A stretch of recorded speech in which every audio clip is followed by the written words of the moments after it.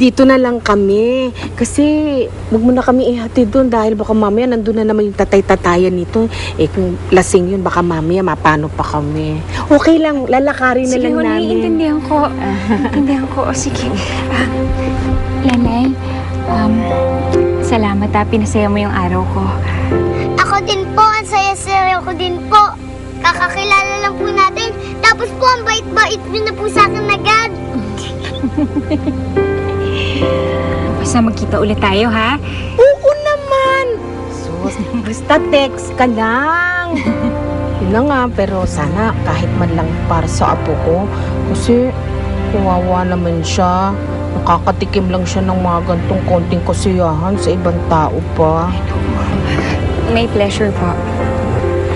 Sige. Kita tayo ulit, ha? Mag-iingat kayo. Sige.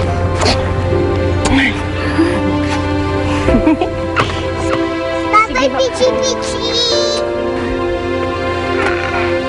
Lalay! Okay, bye-bye. Bye-bye po. Kayo, ha? Sige. Text ka, antayin ko ha. Apo. Halika na ho. Halika na. Sige.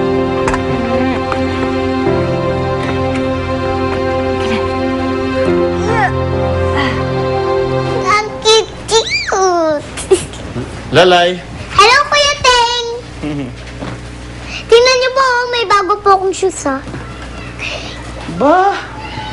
Ganda niyan ah. Mukhang mamahalin. Opo! Saan galing yan? Kay Tita Rose po. Siya po yung tumulong sa amin ni Lola Lita. Tapos po, pinakain niyo po kami sa mamahalin na restaurant.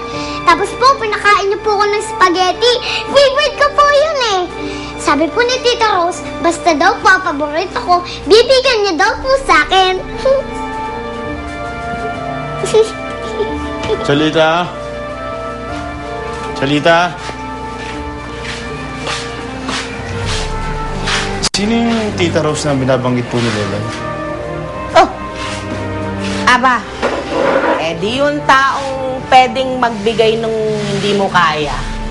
Isang magandang buhay. Ano ibig sabihin? Bakit? Hindi pa ba maliwanag yung sinabi ko? Nakakilala kami ni Lelay ng isang mayaman at mabait na babae. Yung tipo bang pag kinumpara ka, para kang isang dumi ng kuko. Hindi naman po. Hindi ka dyan. Bakit? Pag mamayabang mo to, itong kuya mong hilaw, hindi ka man lang mailibre sa isang restaurant, hindi niya man lang mapaayos ang sapatos mo? Lola? Lola ka dyan. Si Rose, ang taong dapat sana ikaw. Eh kaso hindi. Anong tanong ka pa dyan?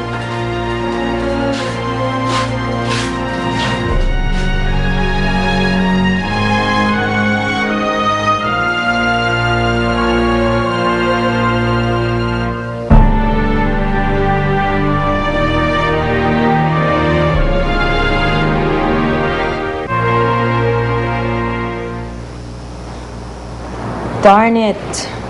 Lieutenant Larry still not answering her phone. Wala pa tayo nakukuhang follow-up reaction dito sa mga weird na nangyayari sa metro. Baka naman may news blackout policy sila. Eh ano naman kung hindi natin mapalabas yung scoop natin? Wala naman makakapansin eh. What if pumunta tayo sa headquarters itself? Top secret yun, ma'am. Walang nakakaalam kung saan yun. Eh kung mag-solicit na lang kaya tayo ng reaction mula mismo sa puwersa ng kadiliman. Diba? Oh, Ma'am Corinne. Ma'am Sexy. As if naman papa-interview sa atin yung mga halimaw na yan. Tanga!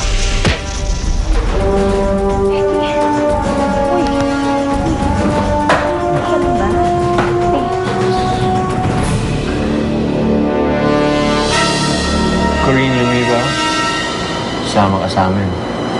Eh kung ayaw ko. Hindi ka pwedeng umayaw.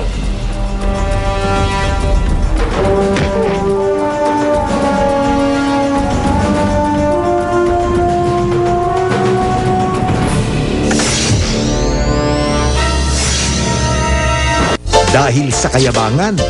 Huwag ka